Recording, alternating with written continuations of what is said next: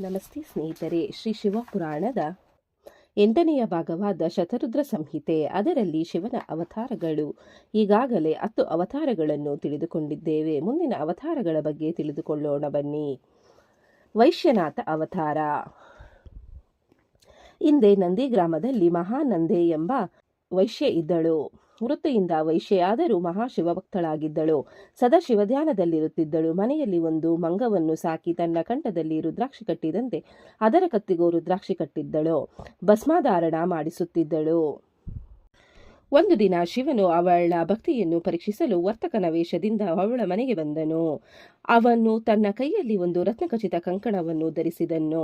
ಮಹಾನಂದೆಗೆ ಅದರಲ್ಲಿ ಮೋಹ ಉಂಟಾಯಿತು. ಆಗ ವೈಶ್ಯನಾದ ಶಿವನು, ನಿನಗೆ ರತ್ನ ಕಂಕಣ ಬೇಕೆನಿಸಿದಂತೆ ತೋರುತ್ತಿದೆ, ನಾನಿದನ್ನು ನಿನಗೆ ಕೊಟ್ಟರೆ ನೀನೇನು ಕೊಡುವೆ ಎಂದು ಕೇಳಲು, ಆ ವೈಶ್ಯವು 3 ದಿನಗಳ ಕಾಲ ನಿಮ್ಮ ಸೇವೆ ಮಾಡುತ್ತೇನೆ ಎಂದಳು. ವೈಶ್ಯನು ಹಾಗೆಯೇ ಆಗಲೆಂದು ನೀನು ನನ್ನೊಡನೆ 3 ದಿನ ಧರ್ಮಪತ್ನಿಯಂತೆ ಇರಬೇಕು ಎಂದು ಹೇಳಲು ಅವಳು ಒಪ್ಪಿದಳು.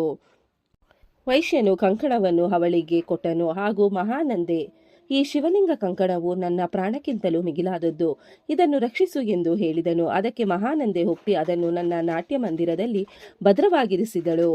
ಆ ರಾತ್ರಿ ಒಂದು ಸಮಯದಲ್ಲಿ ನಾಟ್ಯ ಮಂದಿರಕ್ಕೆ ಬೆಂಕಿ ಬಿದ್ದು ಉರಿಯುತ್ತಿರುವಾಗ ಮಹಾನಂದೆ ಎಚ್ಚರಗೊಂಡು ತಾನು ಭದ್ರವಾಗಿರಿಸಿದ್ದ ಶಿವಲಿಂಗ ಕಂಕಣಕ್ಕಾಗಿ ಓಡಾಡಿದಳು.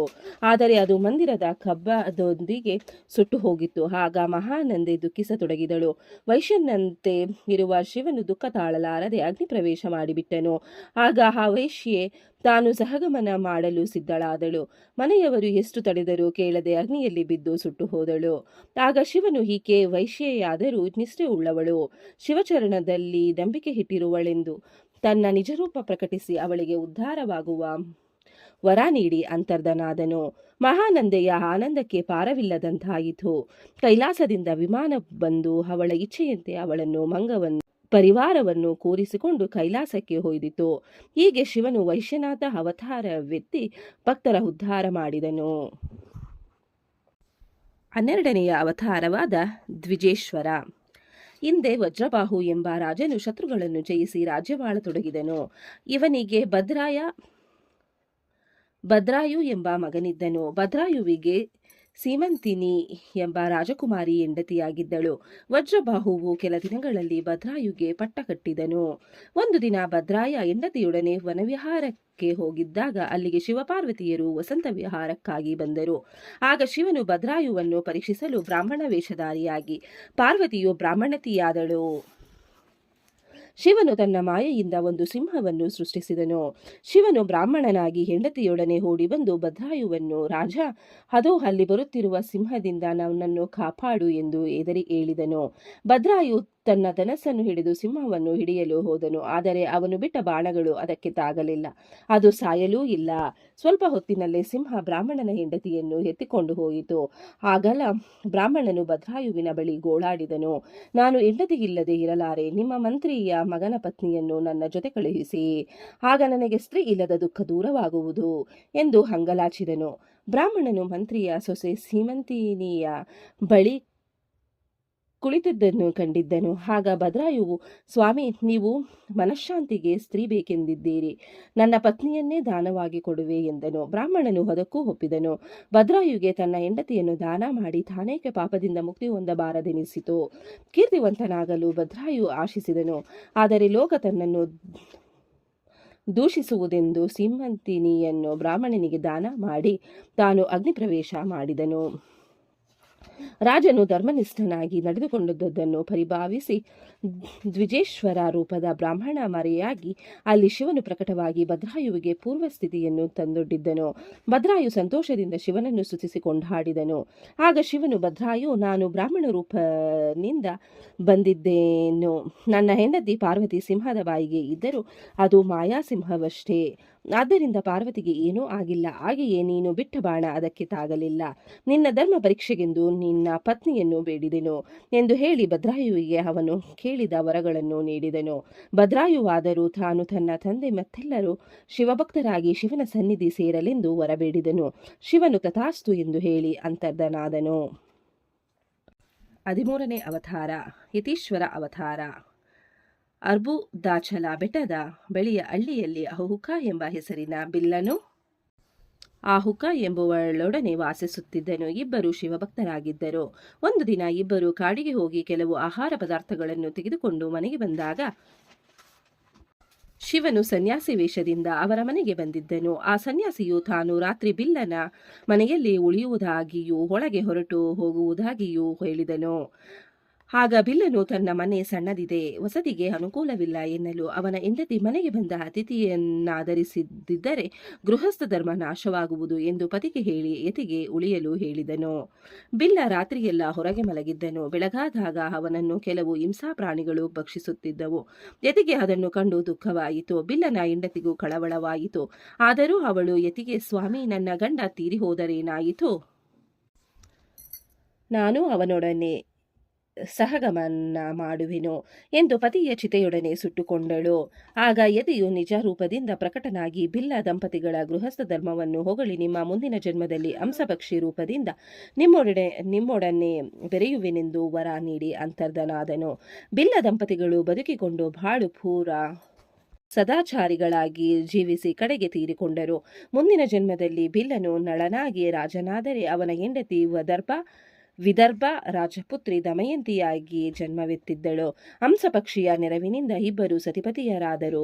ಶಿವನು ಬಿಲ್ಲನ್ನು ವಾಸಿಸುತ್ತಿದ್ದ ಅರ್ಬುದಾಚಲದಲ್ಲಿ ಸ್ವಯಂಭೂ ಆಗಿ ಅಚಲೇಶ್ವರ ಎಂದು ಹೆಸರಾದನು. ಹಂಸರೂಪ ಶಿವನ ಚರಿತ್ರೆಯು ಯತೀಶ್ವರ ಅವತಾರವೆಂದು ಹೆಸರಾಗಿದೆ. ಇದನ್ನು ಕೇಳುವವರಿಗೆ ಮುಕ್ತಿ ಲಭಿಸುವುದು.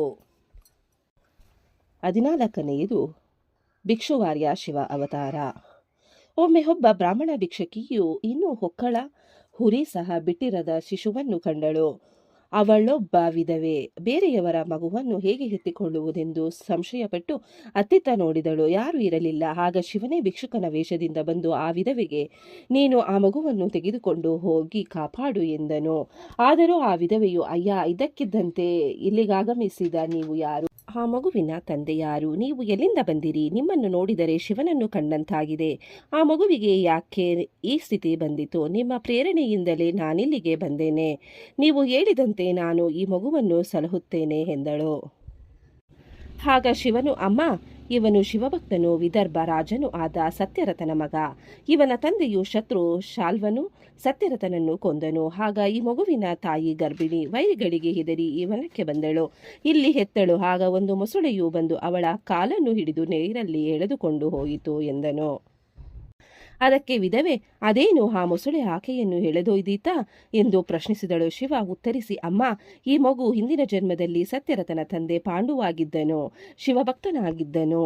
ಒಂದು ದಿನ ಶಿವಪೂಜೆ ಮಾಡುತ್ತಿದ್ದಾಗ ಶತ್ರುಗಳು ಬಂದರು. ರಾಜನು ಅರ್ಧದಲ್ಲಿ ಶಿವಪೂಜೆ ನಿಲ್ಲಿಸಿ ಶತ್ರುಗಳನ್ನು ಹೆದರಿಸಿ ಕೊಂದು ಹಿಂದಕ್ಕೆ ಬಂದು ರಾತ್ರಿ ಶಿವಪೂಜೆ ಮಾಡಿದೆ ಶಿವಪ್ರಸಾದ ತೆಗೆದುಕೊಳ್ಳದೆ ಇದ್ದನು. ಆ ಪಾಂಡು ರಾಜನೇ ಸತ್ತು ಈಗ ಸತ್ಯರಥನ ಮಗನಾಗಿದ್ದಾನೆ. ಶಿವಪೂಜೆ ಅರ್ಧಕ್ಕೆ ನಿಲ್ಲಿಸಿದ್ದರಿಂದ ಇವನಿಗೆ ಈ ಸ್ಥಿತಿ ಪ್ರಾಪ್ತವಾಯಿತು. ಇವನ ತಾಯಿ ಇಂದಿನ ಜನ್ಮದಲ್ಲಿ ಮೊಮ್ಮಗನನ್ನು ಗೋಳು ಒಯ್ದುಕೊಂಡಿದ್ದರಿಂದ ಮೊಸಳೆಯು ಎಳೆದೊಯ್ದಿತ್ತು ಎಂದು ಹೇಳಿ ಭಿಕ್ಷುವಾರ್ಯ ಬ್ರಾಹ್ಮಣತಿಗೆ ತನ್ನ ನಿಜರೂಪ ತೋರಿಸಿ ಅಂತರ್ಧನಾದನು. ಭಿಕ್ಷುಕಿ ಆ ಮಗುವನ್ನು ಏಕಚಕ್ರ ನಗರಕ್ಕೆ ಒಯ್ದು ಅವನೊಂದಿಗೆ ರಾಜಕುಮಾರನನ್ನು ಕಾಪಾಡಿದಳು. ಇಬ್ಬರು ದೊಡ್ಡವರಾಗಿ ಶಾಂಡಿಲ್ಯ ಮುನಿಗಳ ಬಳಿ ಶಿವಭಕ್ತರಾಗಿ 1 ವರ್ಷ ಇದ್ದರು. ರಾಜನ ಮಗನು ಒಬ್ಬ ಗಂಧರ್ವಳನ್ನು ಮದುವೆಯಾದನು. ಶಿವನ ಕರುಣೆಯಿಂದ ಎಲ್ಲವೂ ಸುಖಮಯವಾಗಿತ್ತು. 15ನೇ ಅವತಾರವಾದ ಸುರೇಶ್ವರ ಅವತಾರ. ಹಿಂದೆ ಉಪಮನ್ಯು ಎಂಬ ಬಾಲಕನು ತನ್ನ ಮಾವನ ಮನೆಯಲ್ಲಿರುತ್ತಿದ್ದನು. ಇವನ ತಾಯಿಯು ಇವನೊಡನಿದ್ದಳು. ಉಪಮನ್ಯು ಬಡವನಾಗಿ ಉಳಿದನು. ದಿನವೊಮ್ಮೆ ಕುಡಿಯಲು ಸ್ವಲ್ಪ ಹಾಲು ಸಿಗುತ್ತಿದ್ದಷ್ಟೇ. ಶಿವನ ದಯೆಯಾದರೆ ಆಹಾರ ಪಾನಗಳು ಲಭ್ಯವೆಂಬುದನ್ನರಿತ ಅವನು ಕಾಡಿಗೆ ಹೋಗಿ ಶಿವ ಪಂಚಾಕ್ಷರಿ ಜಪಿಸುತ್ತಾ ತಪಸ್ಸು ಮಾಡಿದನು. ಶಿವ ಪಾರ್ವತಿಯರು ಇಂದ್ರ ಸಚಿ ದೇವಿಯರ ರೂಪ ಧರಿಸಿ ಬಂದು ಬಾಲಕನೆದುರಿಗೆ ಶಿವನಿಂದೆ ಮಾಡತೊಡಗಿದರು. ಆಗ ಬಾಲಕನು ತಾನು ಶಿವನಿಂದೆ ಕೇಳಲಾರೆ ಎಂದು ಅಸ್ತ್ರದಿಂದ ಇಂದ್ರರೂಪಿ ಶಿವನನ್ನು ಒಡೆಯಲು ಹೋದನು. ಕೂಡಲೇ ಶಿವನು ಪ್ರಕಟನಾಗಿ ಉಪಮನ್ಯುವಿನ ಮೇಲೆ ಕೃಪೆ ತೋರಿದನು. ಹಾಲಿಗಾಗಿ ತಪಸ್ಸು ಮಾಡಿದ ಅವನಿಗೆ ಕ್ಷೀರಸಾಗರದಂತಹ ಒಂದು ಶಾಶ್ವತವಾದ ಸಾಗರವನ್ನೇ ನೀಡಿದನು. ಹೀಗೆ ಸುರೇಶ್ವರ ಅಂದರೆ ದೇವೇಂದ್ರ ಹೆಸರಿನ ಶಿವ ಅವತಾರ ಉಂಟಾಯಿತು.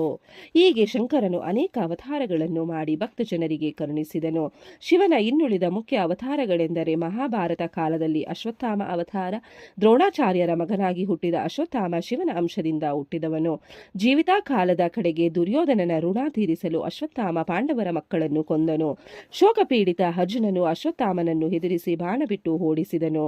ಆದರೆ ಕೆಲ ಕಾಲದಲ್ಲಿಯೇ ಅರ್ಜುನನ ಮೇಲೆ ಅಶ್ವತ್ಥಾಮ ಬ್ರಹ್ಮಾಸ್ತ್ರವನ್ನು ಬಿಟ್ಟನಾದರೂ ಅರ್ಜುನನ ಶಿವಾಸ್ತ್ರ ಬ್ರಹ್ಮಾಸ್ತ್ರದ ತೇಜಸ್ಸನ್ನು ಕ್ಷೀಣಿಸಿತು.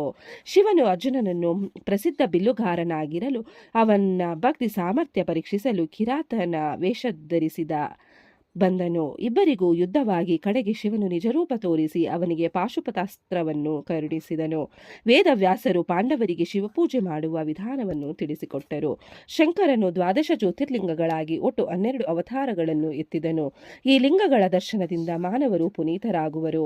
ಈ ಲಿಂಗಗಳಾವುವು ಎಂದರೆ ಸೋಮನಾಥ ಅಂದರೆ ಸೌರಾಷ್ಟ್ರದಲ್ಲಿದೆ, ಮಲ್ಲಿಕಾರ್ಜುನ ಶ್ರೀಶೈಲದಲ್ಲಿದೆ, ಮಹಾಕಾಲ ಉಜ್ಜಯಿನಿಯಲ್ಲಿದೆ, ಅಮರೇಶ್ವರ ಓಂಕಾರದಲ್ಲಿದೆ, ಕೇದಾರ ಹಿಮಾಲಯದಲ್ಲಿದೆ, ಭೀಮಶಂಕರ ಡಖಾನಿಯಲ್ಲಿದೆ, ವಿಶ್ವನಾಥ ಕಾಶಿಯಲ್ಲಿದೆ, ತ್ರಯಂಬಕೇಶ್ವರ ಗೌತಮಿ ತಟಿಯಲ್ಲಿದೆ, ವೈದ್ಯನಾಥ ನಾಗೇಶ ದಾರಕುವನ ರಾಮೇಶ್ವರ ಸೇತುಬಂಧದಲ್ಲಿದೆ, ಗೃಷ್ಮೇಶ್ವರ ಶಿವಾಲಯ ಇವೇ ಆಗಿವೆ ಎಂದು ಸೂತರು ಹೇಳುತ್ತಾ, ಈ ಎಲ್ಲ ಶಿವಲಿಂಗಗಳ ದರ್ಶನದಿಂದ ಮಹಾಪಾಪಗಳು ನಾಶವಾಗುವವು, ಭಕ್ತಿ ಮುಕ್ತಿಗಳು ಲಭಿಸುವವು ಎಂಬಲ್ಲಿಗೆ ಶಿವಪುರಾಣದಲ್ಲಿ ಹೇಳಿದ ದ್ವಿತೀಯ ರುದ್ರ ಸಂಹಿತೆ ಎಂಬ ತೃತೀಯ ಶತರುದ್ರ ಸಂಹಿತೆಯು ಮುಗಿಯಿತು.